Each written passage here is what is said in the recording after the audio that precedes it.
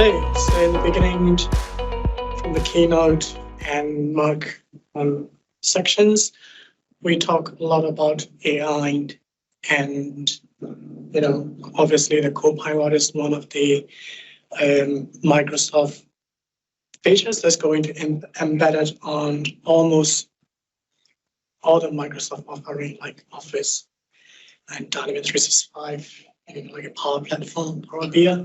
And so here I'm only really focusing on Dynamics 365 customer service. So just because usually in the Wellington, we got a lot of the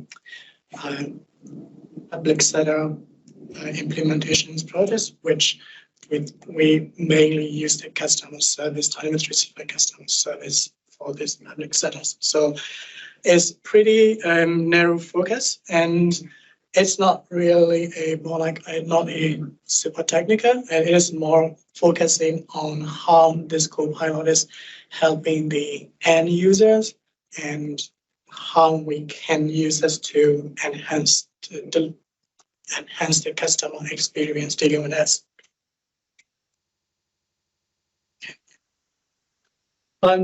Just before I go into my name is Aung. Just everybody call me AK, just initial, because it is a lot easier.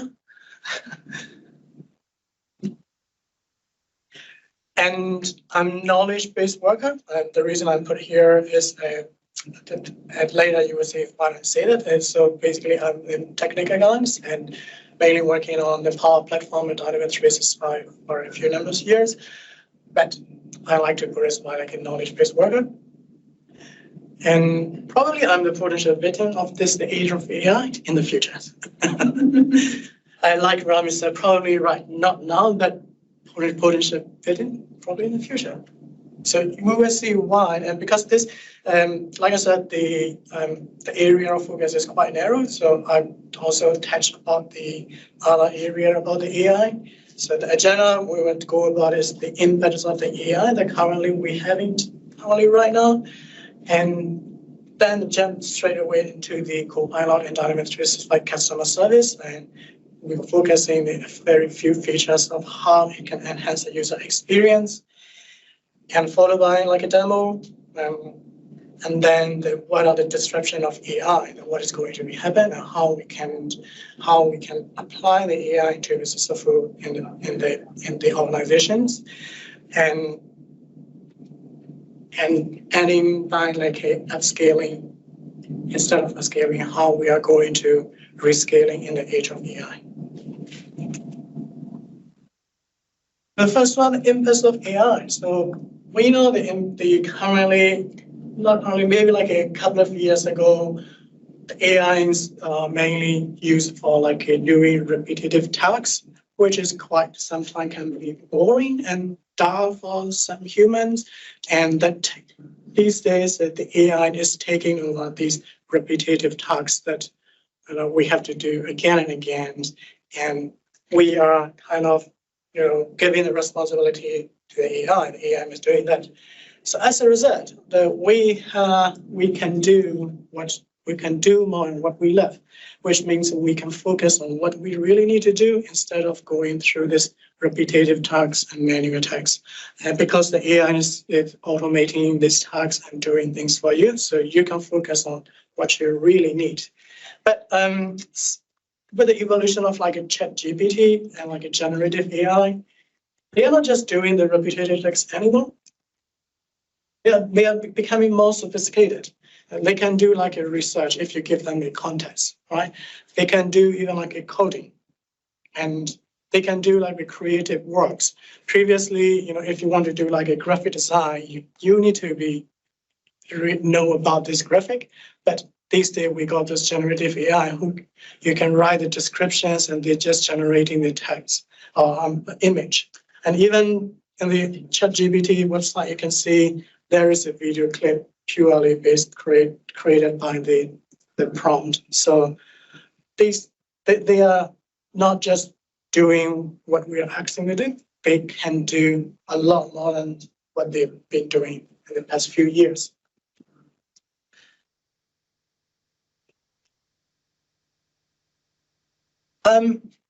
because they are becoming so sophisticated, and they are altering how we are doing the things and what we are doing right now. Right, for example, Mark demonstrated using a Copilot and Power Pages. Probably 4 or 5 years ago, if you want to develop your Power Pages, you need to learn different things like Liquid, how the Power Pages is constructed, and JavaScript and so on. And today, you just created a website in 15, 20 minutes, and it has a basic website. You don't need to know about how the backend thing is working, and you don't have to know about the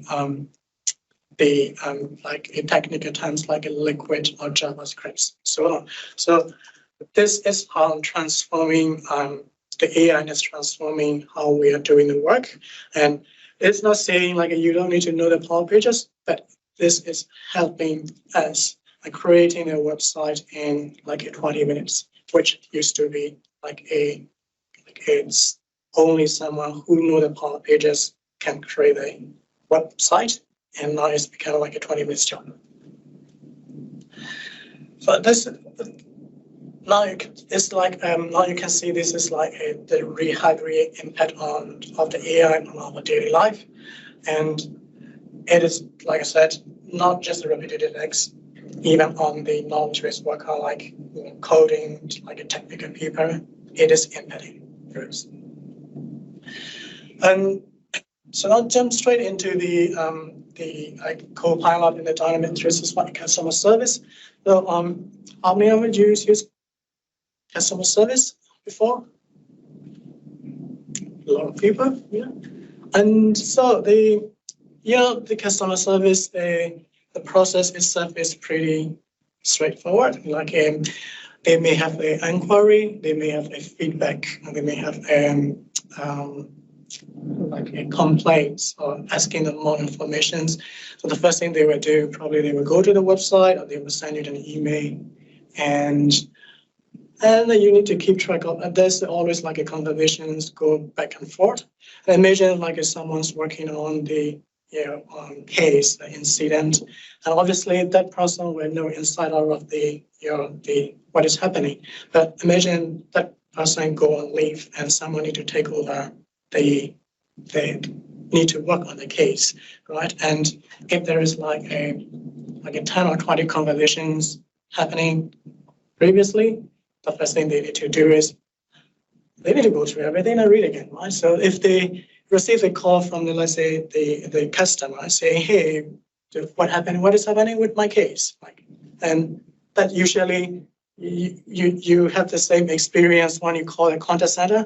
And can you please give me a few minutes? I need to go through your things. So these are your daily experience calling to the contact center and typical customer service. I'm not saying they're not doing a good job, but they need to go through a whole lot of information so that they have the better understanding of what is happening, what they are seeking. With this Copilot and the Dynamic 365, it is empowering the agents, or the customer service agents, to deliver the excellent customer experience to the customers. And the current features that we have is you can compose a response, something like email and chat, and you can also summarize the case. So, for example, let's say ChatGPT can do summaries. So, basically, I'm not sure what is happening in the backend, but my guess is, they use the same kind of engines to deliver the similar functionality, but this is for purely business focused. For example, now going back to that contact center call, you make a call to them, and with this summarize features, they can just ask the Copilot, hey, summarize the case for me, and they will go through all the conversations, and you will get the summary of the case in probably 5-10 sentences, which give enough context to talk to the customers, and you don't have to waste time going through everything. And when they create like a REST email or when they summarize the case, what they go through is like different sources. One of the things they go through is the knowledge articles in the Dynamic 365 customer service. So if you have the knowledge article, it will go through that again. And also you can point to the external web pages. I think Mark demonstrated as well, so you can pick up things from the external web pages. So these kind of things that you can incorporate in with the Copilot. So the Copilot will crawl through all the content that you provide, and it will mesh up and give a kind of like a summaries and the response to the what you asked for. And I have done some experiment, and to be honest, this is the first time I'm using the Copilot in Dynamic 365, and I did try like asking a questions that is not in the knowledge article, not in the webpage, and surprisingly enough, it can handle quite well. So we will see in the demo. All right, so demo time. So we are going to cover how to enable the Copilot. And then we're going to go through how Copilot can help you in dealing with these cases and becoming a sidekick.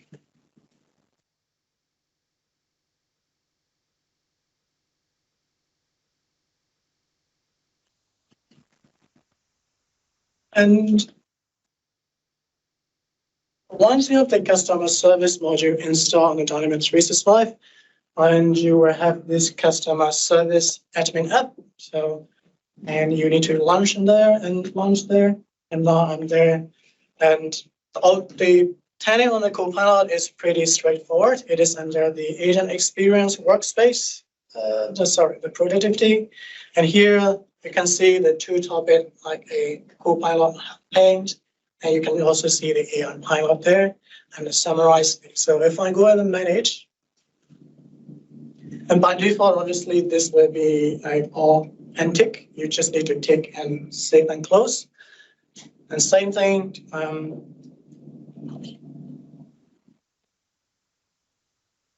So when I say here, you can see you can include your knowledge-based article for your source of the knowledge, and you can also include the trusted web pages to crawl through what you want to include in, or how do you want to teach the Copilot, right? And also another area is the summarize. Again, same thing. By default, it will be receiver. You click on it. And you can also include some of the email, probably quite sensitive email. You don't want to share the data to the AI, and you can exclude those stuff and save and close. And let me show you the experience. And when I did 10 on it in the first time, it is expected to have a few minutes or a few hours to enable that. So I leave it there. I come back on the next day. I log in from the different machine. And here it's still showing, it's still in progress. I freak out because if I can't show any of these features, like my topic is gone because my topic is all about this. But what I did is I just refresh the page, and then suddenly it's ready. So probably some improvement from the Microsoft. Make sure you refresh that because it doesn't even work when I switch the machine. So it stays showing me it is in progress.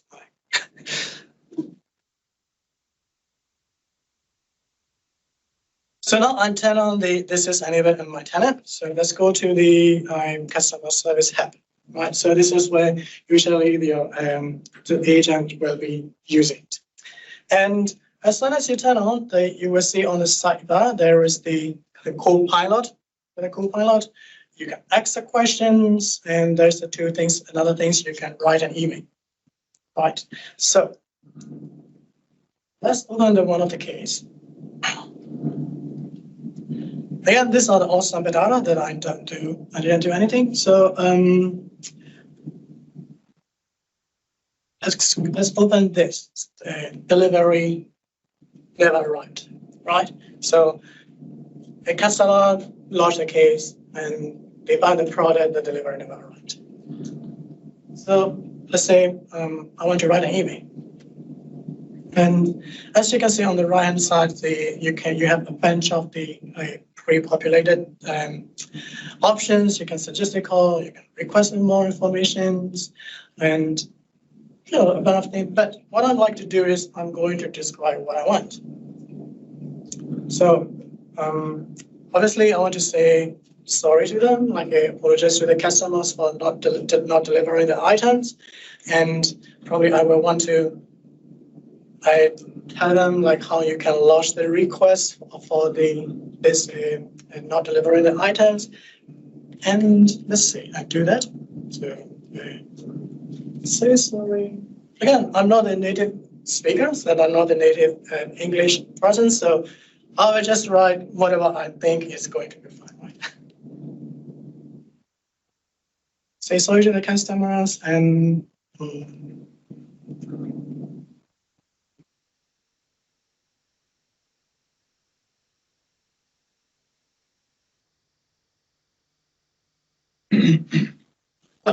let's start with this.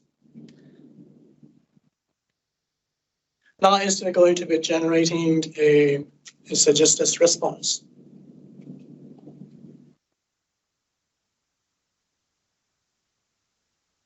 So let me copy that so that we got this, say,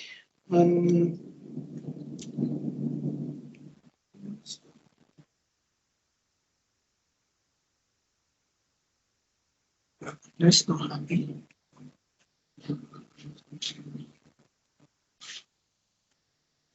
So first thing that you can see, it knows who I'm dealing with.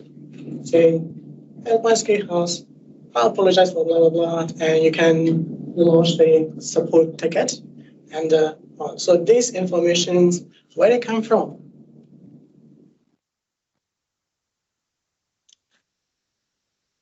It doesn't come from anywhere. It's just from the public works information. So this time, when I generate it, let me try to generate type another descriptions.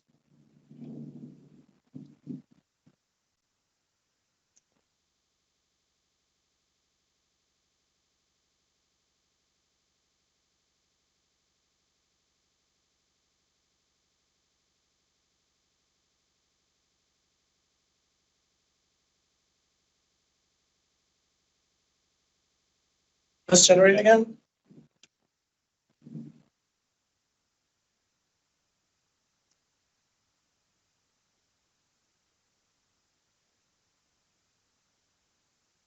So here, now it's quite similar to what I described previously, but now they are getting the information from delivery never arrived, which is the existing knowledge article in the system. So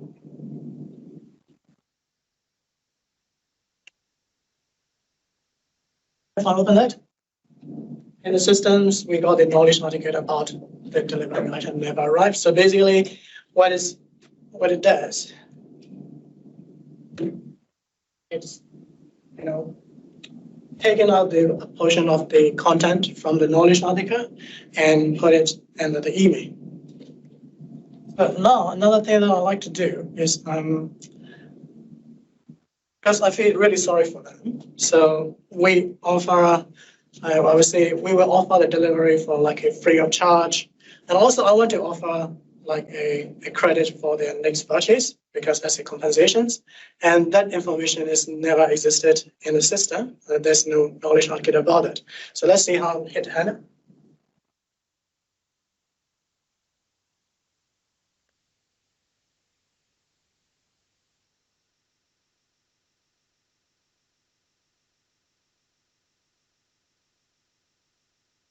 Quite generous.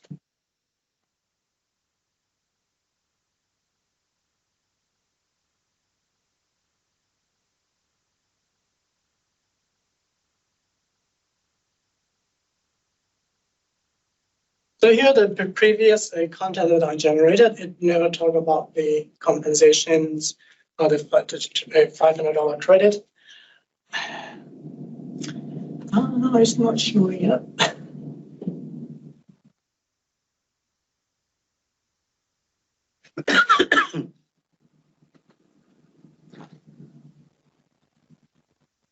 because it is like a this information never existed in the system, so you have to try different keyword to trigger the so that the generation of text will be same as what you expect.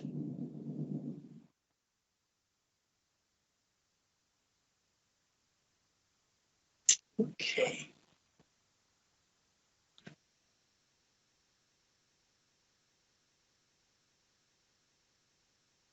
It was working when I tested this morning. All right, so if the download doesn't want to work, that's fine.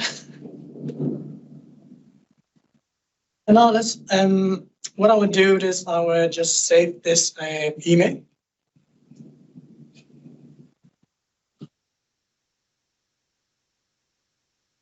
Let's go back to the case. Right, and when you turn on the Copilot, the summarize features, you will see the summary sections on the form, and then when you open that, it is summarizing, and they just tell like what is happening with this case, what is this case about, and say the customer say delivery never arrived, and we have to make a communications and so on. So it only works if you have like enough information. For example, if you have the case without any interactions, that wouldn't work well. Even if you have the case description, it wouldn't work. So you need to have enough information to summarize, which kind of makes sense.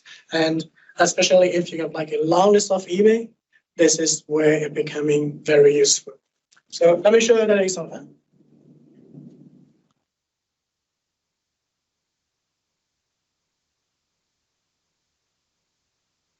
Here you can see, they got a phone call, an appointment, an email, a chat.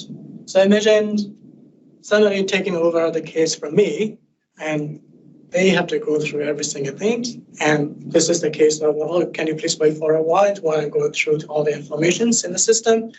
All you need to do is just click the summary.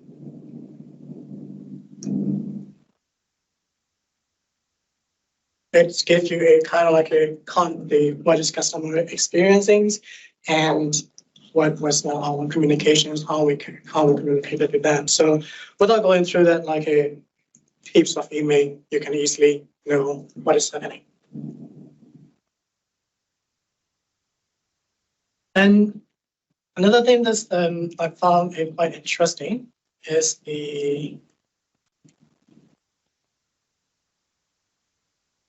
say if I open the email.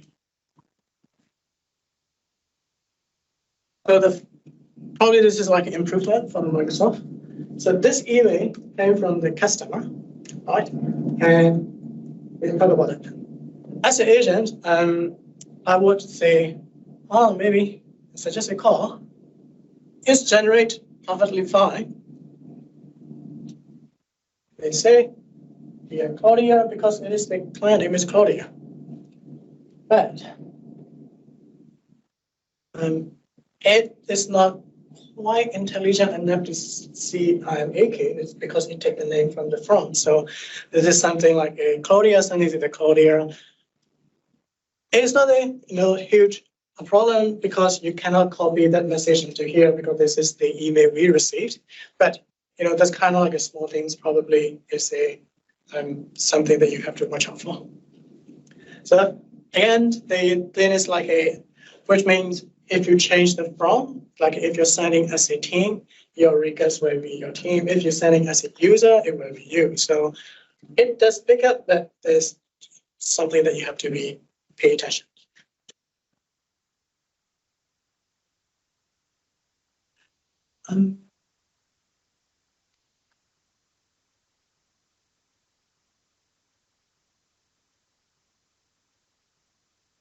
So another thing is like here you can ask the question. So this ask the question is more about like a chat GPT, but this contest is purely focusing from your the knowledge base article that we have in the systems and any external web page that you ask Copilot to crawl through that. So here, if you ask about the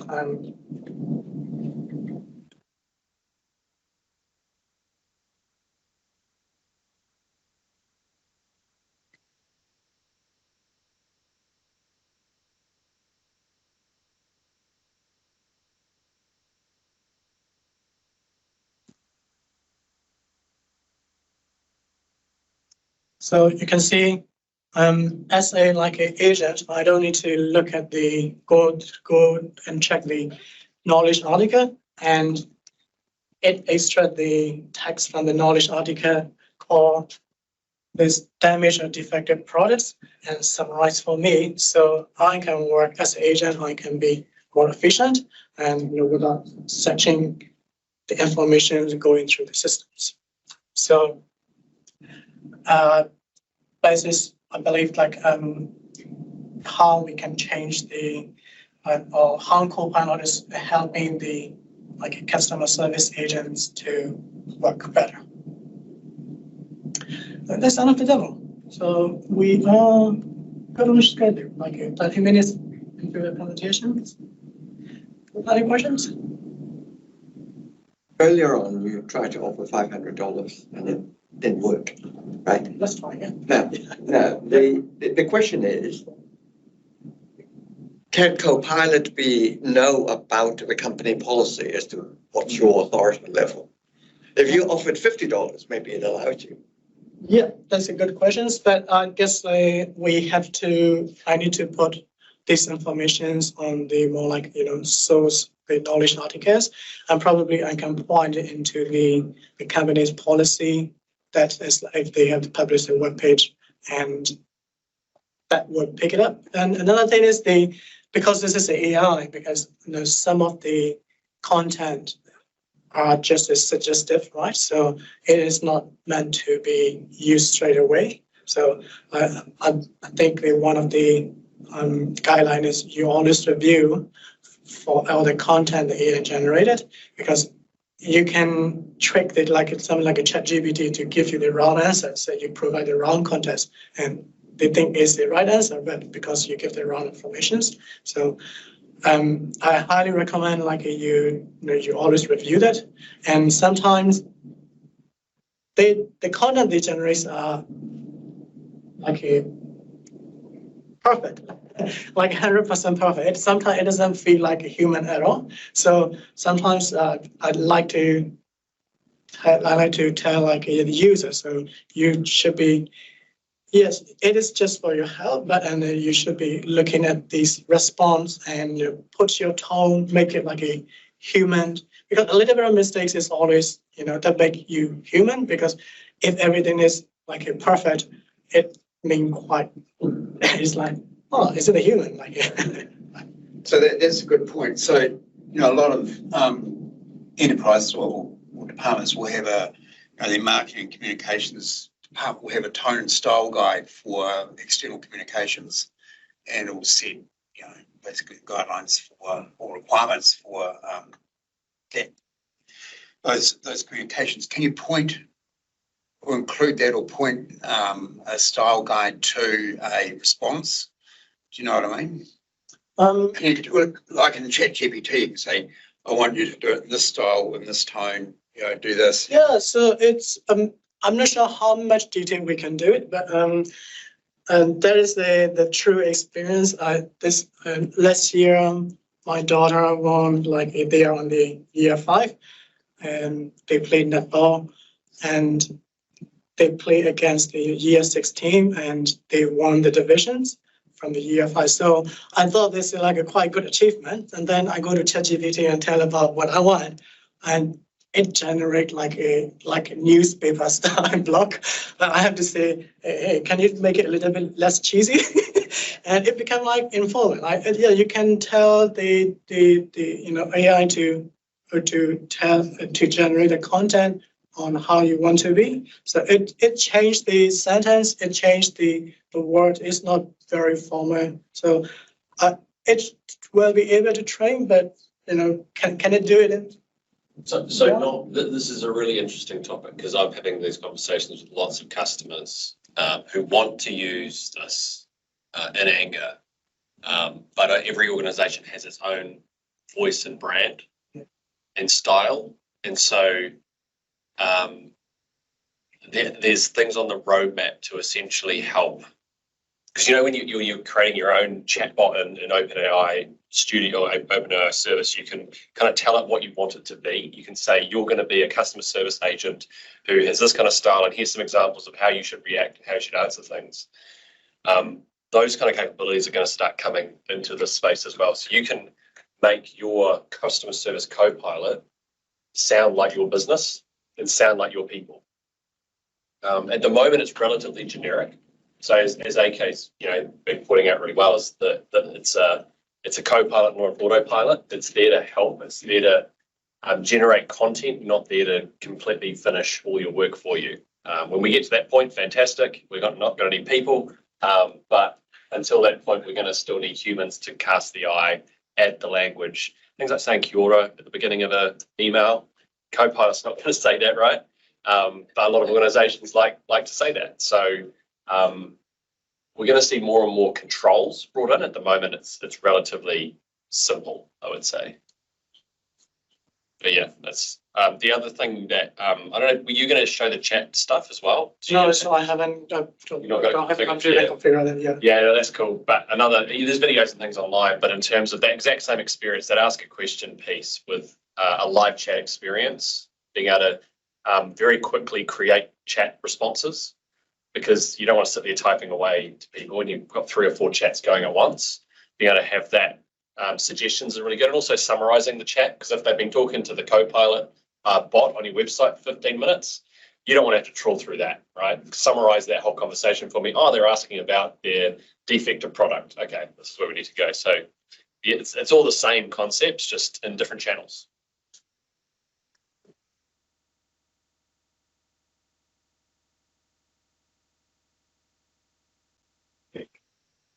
There's a question from JJ, and he's asking, is my corporate information protected within my tenant? Would Copilot use this for future learnings outside my organization? To Microsoft. I'll come over I'm not the expanding. camera, otherwise I'm just this voice in the dark. When you're using Microsoft Copilots, everything is within your tenant, right? So there's a base model that everybody gets that is common, and then any data that you provide. So if you're providing web links, you're providing knowledge articles, you're providing case information when it's doing those summarizations, that stays within your tenant. It doesn't leave your tenant, stays within your tenant. So from a security, data sovereignty, all those sorts of really meaty topics that need to be ticked off, you can be rest assured that anything you're providing Copilot in your tenant stays there. It doesn't train the model, doesn't train anything else, doesn't go anywhere else. So that's kind of one of the really big hot topics at Microsoft. We're all about sort of responsible AI, making sure our customers are secure and safe, especially as we're dealing with government customers who are paranoid about these things. A lot of corporate customers that have IP they don't want leaking out into other places. So it's a topic we're very, very conscious of, and making sure that whenever you light this stuff up, there's a whole bunch of content out there you can go and find. But it all stays within your sandbox, your playground, your area. Hopefully that answers the question. Yep. Yeah. I've got a similar question. Okay. Not so much, it's about data content. Yeah. How does Copilot deal with inconsistencies of data? So there are conflicting information. Does it find the best one it thinks and present it to you, or does it show you that they're different? Do you want to answer that? Do you want me to have a crack? Have a crack. Oh, great. Okay, so it's one of the common problems with large language models when they don't have any additional context. They tend to hallucinate. They'll make up an answer. You'll say that's wrong. They'll go, I'm sorry, here's another answer. That's wrong. So that whole kind of feedback loop can be a bit confusing because it's only knows what's within its model. What we're starting to see, and this is kind of Bing Chat, was the sort of the first one that really started to highlight this. And you can see as AK was doing that, it was referencing sources. So it's using search results. And so your traditional search results ranking, that kind of thing, that usually gets you the best answer at the top or towards the top. Combining that with large language models means that the answer is almost curated. It's to say, well, this is what the large language model is trying to say. Let's check the source. okay, the source says something slightly different, so maybe we'll actually make that the answer. So as we start to combine the sort of semantic searching, the Microsoft Graph, and then also large language model capabilities, it's getting more and more accurate. And because the nice thing about and also when you're doing the chat, you can check the sources, that whole Copilot, not autopilot sense where an agent can go, okay, this is why it said this, because there's this knowledge article and this knowledge article. It can kind of provide that more confident answer, and so they can be more confident with the response. So again, it's not perfect because we're still reliant on good information to give good answers. But as long as you're starting to link it to known sources of information that are true and updated and kept up to date, then it becomes, far more accurate, I would say.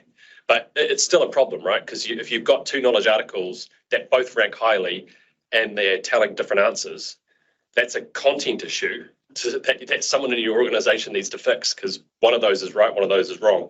The AI doesn't know any better. It's like a toddler. It's going to do whatever's in front of it. So, yeah. Something to be aware of, though, for sure. Yeah, when I was doing the Power Pages demo, I kind of asked it what the opening hours of the swimming pool were. And when I looked where I thought the information was coming from, it was telling me a different answer. And I was a bit confused. I was thinking, oh, fooling you all. But then I realised when I clicked the source where it was coming from, it's actually taking it from the Contact Us page, which had conflicting information. That's where it chose to get it from. So what I would do in that sense is I would, as a business, I would go back to my FAQs and I'd make sure that FAQ was updated to reflect the correct information. Same problem with humans, right? If you've got wrong information, two places they're going to look at it and go, one's going to pick this one, one's going to pick this one. So It's really the role of at the moment, the generative thing is trying to give you some example suggestions and so on. So maybe further down the track, it can be used as a quality check tool. It highlights the differences for you. Yeah. And at least it makes you aware. So yes, I love that use case. Tell me everything that's inconsistent on my website. Yeah, it's good. Any other questions? Yeah, Mark, when you showed on the Power Pages that you put a chatbot up, and if we get an AI chatbot, is it the same AI services that Copilot are using? And so how are we ensuring that it doesn't lie to the customer? Because I'm not sure if you saw the Air Canada case from a few days ago. Basically, it made up a policy, told the customer, and the court said, well, that's not an agent, so you're liable for everything it says. It's the equivalent of an FAQ. So how do we ensure accuracy on those sorts of when they're directed to the customer? That was my slide this afternoon. So,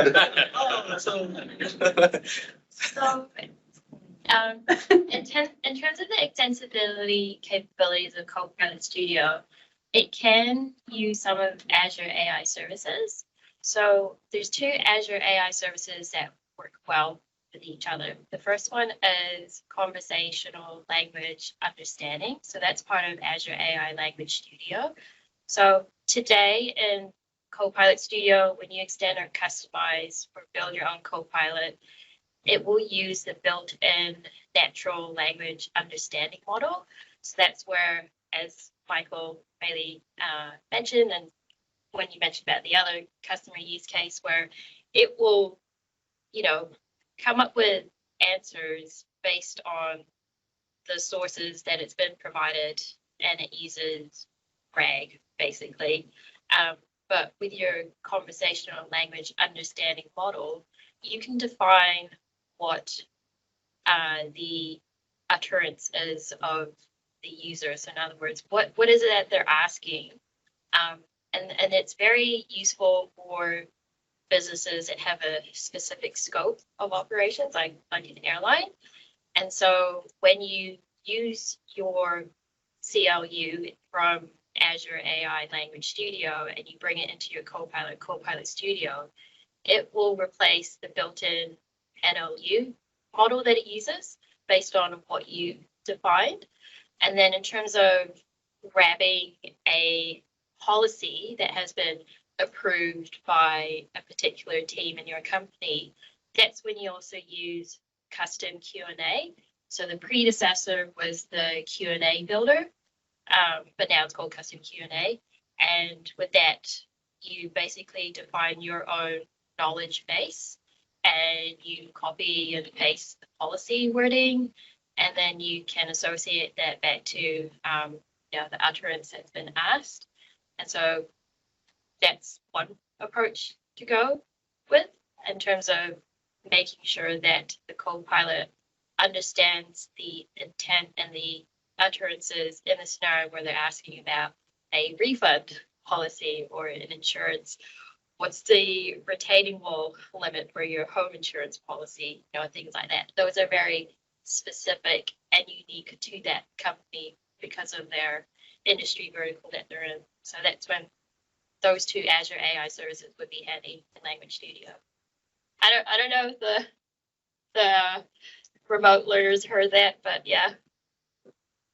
Maybe I should do a session on it in the future. So that will be covered after lunch, right? Right? It's like Main session, but yeah, good to know.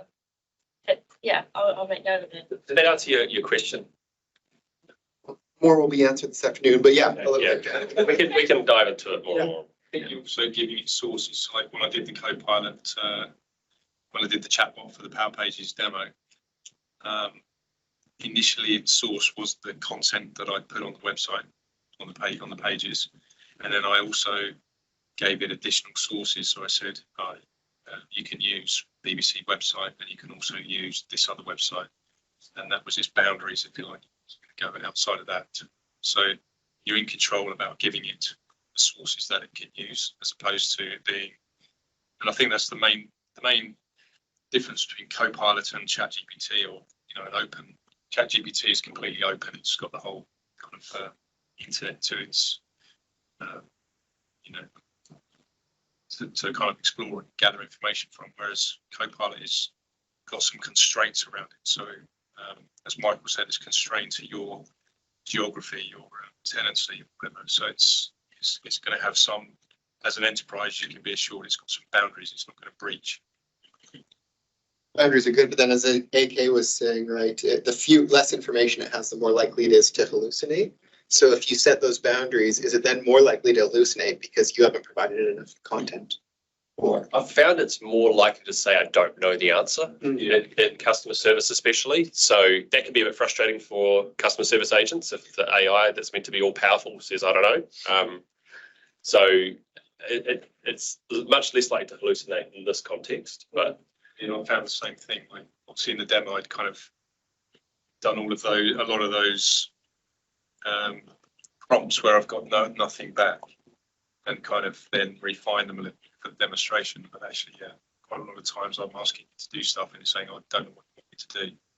So there is and I assume that as Copilot evolves, that will get refined a bit. I think the another thing is any like AI, so your model need to train the model. So in customer service, probably the model is the knowledge base articles base. So if you got so if you have like a more complete knowledge articles, probably that is one way to do it. And also like pointing to the external web address, it has to be your internet trusted website to go through all this content. So the more you can train, the more you have the data, probably it could be more accurate. But that's, I always said, AI, anything that generates is not, we don't take it like, to use it straight away. We still have to do some verification validations. Read the terms. Guys, condition.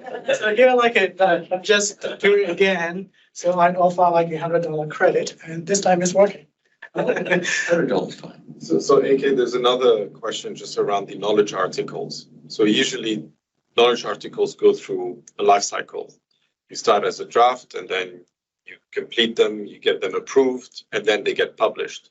So JJ is asking, when it's actually connecting to your knowledge base articles, is it only looking at published articles or does it look at everything? Don't know exactly, probably mostly published. It should be published. Because otherwise, you might be working on the knowledge article, which is in the draft stage, which hasn't been approved yet. And it makes sense not to put that information to the public or even like your own knowledge article. So I want to assume is it published? Yeah. Best to test it. Yeah. You can also add external knowledge sources Yeah. through indexing. So if you've got a knowledge base that exists already in an RSS feed and things like that, or a sitemap, you can feed that in, and then we almost treat it as if it's our own knowledge in that instance too. So it works in the same way. So quickly. That's a good discussion, like involve people. Use energy so that we have managed. Disruption of AI. Right, so we talk about the impact and how it's improving to our life. But it's also like it could be the disruption of AI to us. Looking at that, like we talk about the repetitive tasks, this is more like basics. But if you look at currently right now, they are a lot more sophisticated, and they can do like a coding, which is like then we could be the next victim for the coding. And like I said, like they do like a creative works with the AI, and because usually these type of work, we kind of quite safe from the disruptions because we like even like a creative works, a coder, we are seen as more like a specialist, but these days probably we are not safe from this AI. And like the generative AI, this is where we're getting the challenges. And the most concerning things of it is AI journey has just begun, right? We are just on the very, very early stage, and we don't even know how the AI is going to be involved or how it's going to be impacted, and because this is really the beginning. So the key to the success of the AI, use of the AI on the organizations probably is more like how the organization can well integrate with the AI into the business process. It is, if we are treating the AI as the replacement of your workforce or replacement of the jobs, the people will start pushing back, right? So you can adopt it, meaning you won't have the successful things. So we need to kind of like treat as like this is not a job eliminations. It is more like a creating more opportunity for people and to work with the AI. Because every time we talk about AI, it's like, hey, it's all just going to lose. No, it's not about that. We should be treating more like, yes, AI is going to help you to do a better jobs, and that create more opportunity for you. I think that's quite key to the success of implementing the AI in the organizations. And that lead to the upscaling and rescaling. So, what's like an upscaling? Can you give us an example? How do you understand? Anybody?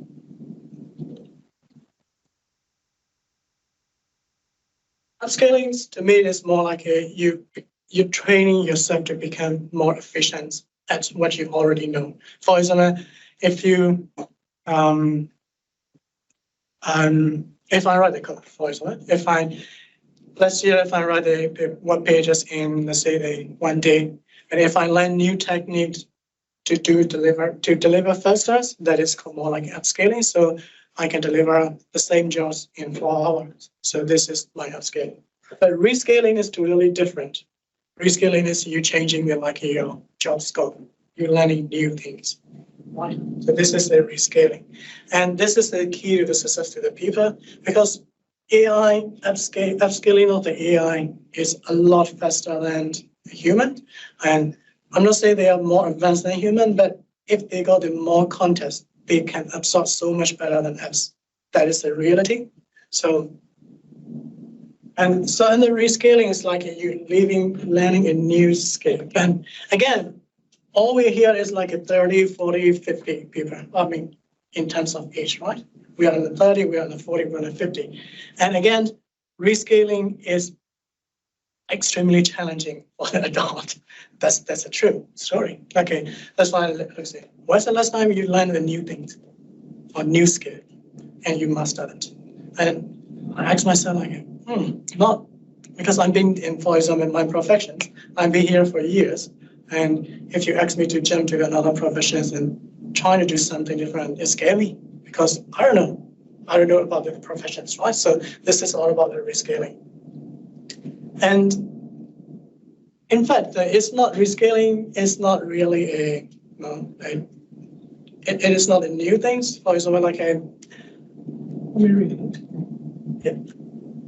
It's always happening in our histories. Like in the beginning, we are like a hunter and gatherer for billions of years, and before we have like a farm agriculture and a farming.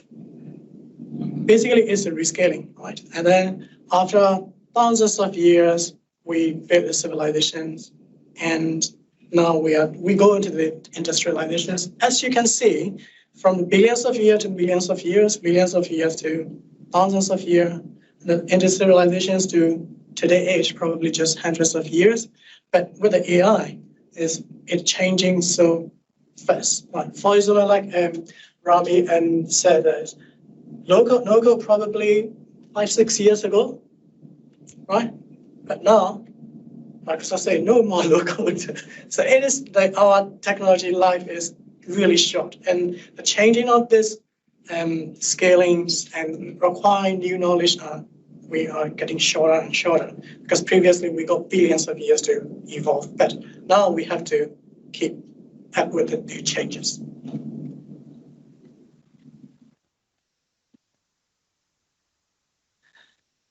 So we need to encourage the people to embrace new technologies, and I believe the way to do is like encourage them and a bit of less hype and a bit of less mess and let them do that. And this is where like you shape your futures and you're reinventing yourself. And then today like I might be coding, but in the next 5 years I might still do the same things, but with the help of the AI. And I believe like this is how the AI is helping us. And if we don't do that, AI is learning a lot faster than that, and they're going to take over. Definitely, they're going to take over that. And by doing that, rescaling yourself, and then this is how you keep the Copilot as a sidekick forever in the future. So you are still the superhero, you are still the super agent, but Copilot is still a sidekick. Because if you don't do that, probably they will become a superhero. And yeah, that's the end of the presentations. Any questions so far? I think we have the good meeting discussions, and we just